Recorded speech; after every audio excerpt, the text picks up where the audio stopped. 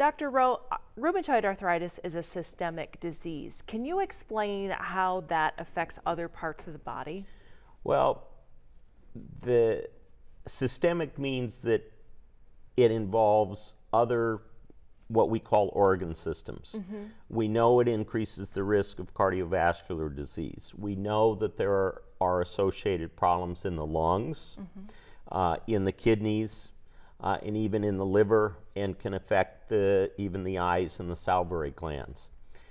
How it directly affects that, we're not completely certain in terms of the mechanism. It probably has to do with some crossover in the nature of the cells that are involved being subject to inflammation, which then alters the function. But no question, it can cause increased fluid around the lungs. It sometimes can cause increased fluid around the heart. It can cause effects on the kidneys by causing buildup of protein, which kind of clogs the kidneys.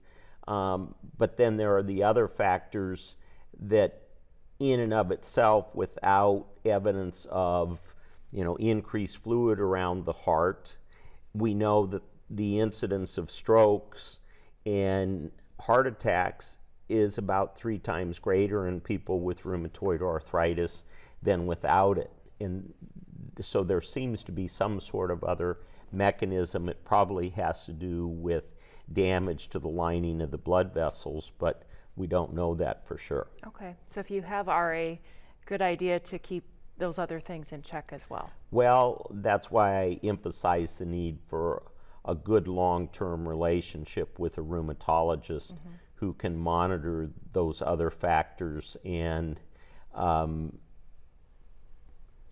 itself, if you were seeing a primary care doctor, he might attribute it to your cholesterol and your triglycerides, but factoring in the history of rheumatoid arthritis, there may be some moderation of those effects by more aggressive treatment of the rheumatoid arthritis.